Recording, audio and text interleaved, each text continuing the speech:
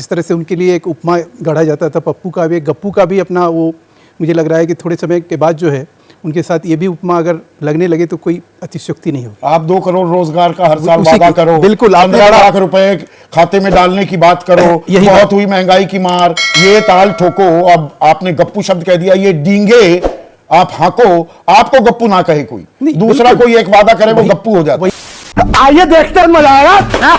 महेश वर्मा, पैसे का सही इस्तेमाल किया जाए, सही चैनलाइजिंग हो जाए रिसोर्सेज की, तो ये जो रोजगार के लिए युवा सड़क पर भटकता घूम रहा है वो चिंता दूर हो जाएगी, ये कह रही है कांग्रेस।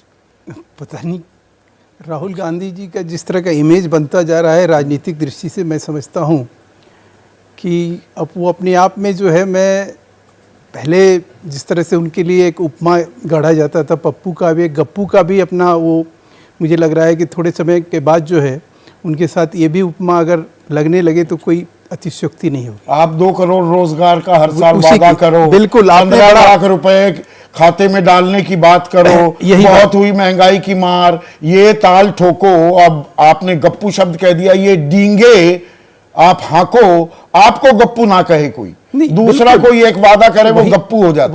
वही उसी चीज को आपने सही सवाल खड़ा किया। हाँ। सवाल है कि हमसे आप अपेक्षा 2 करोड़ की करते हैं और ले आते आप 30 लाख की बात है। हम 10,000 करोड़ की बजट में कर रहे हैं, कितने रोजगार सृजित किए? साहब, मैं कह रहा हूं कि अभी तो जो राहुल गांधी ने मुद्दा उठाया, जो 4 मुद्दों के जरिए वो पूरे देश और दुनिया को बदलने चले हैं, जो उनके 4 ना उनके पास कोई रीजन ऐसा दिखाई दे रहा है अब तक, तो वो ये असल मुद्दे नहीं है देश के। देखिए, ये रियल मुद्दे हैं और इन मुद्दों को जो है हम इनसे कहीं मुख नहीं मोड़े हैं। उसी का नतीजा है कि आज कहीं बेरोजगारी दर अब से न्यूनतम स्तर पे कहीं है।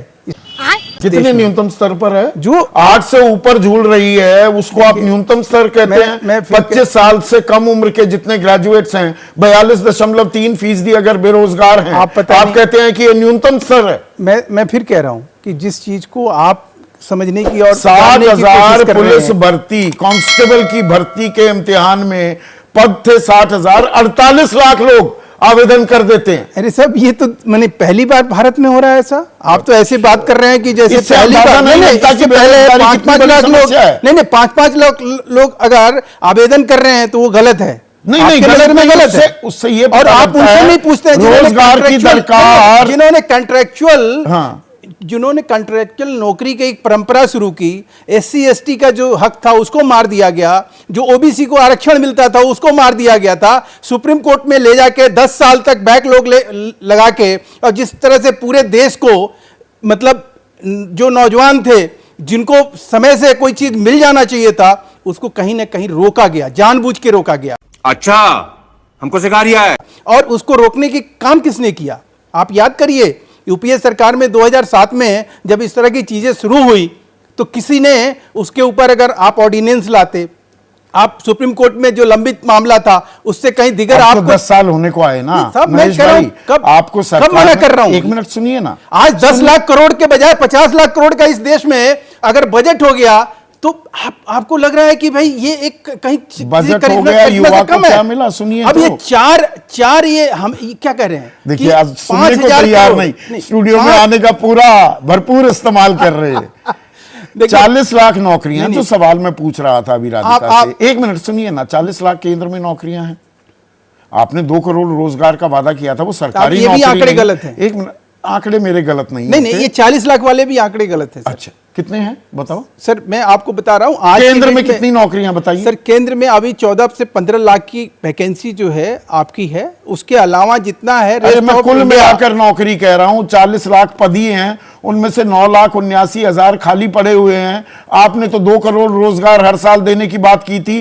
रोजगार मेले आप 1.5 साल से लगा रहे हैं, उसमें ये 9,79,000 पद ही उनकी भरपाई कर रहे हैं और बेच रहे हैं ऐसे कि नई नौकरी दे दी, पुराने पद को भर रहे हैं।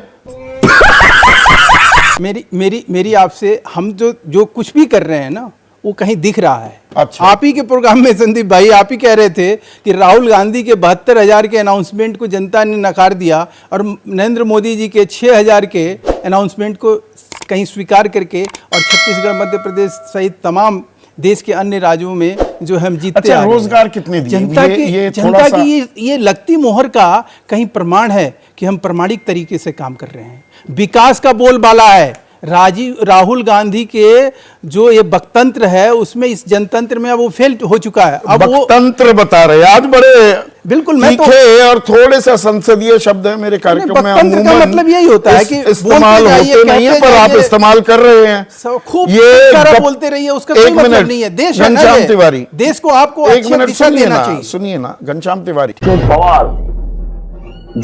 ठीक करनी होगी। देखिए, आप इतनी बड़ी योजना की घोषणा कर रहे हैं और आप जहां हैं, जिन लोगों के बीच हैं, उन्हें आप ओला उबर बता रहे हैं, तो लोग एक दूसरे को देख रहे हैं। आप बता रहे हैं कि ऐसे सब स्टैंडर्डाइज होना चाहिए, पिज़्ज़ा डिलीवरी की बात कर रहे हैं, गिग वर्कर्स की बात कर रहे हैं। आप एक चीज़ को पेश करने का जो तरीका है, जो मैं बार बार कहता हूं, वो कांग्रेस पार्टी के लिए पास नहीं है।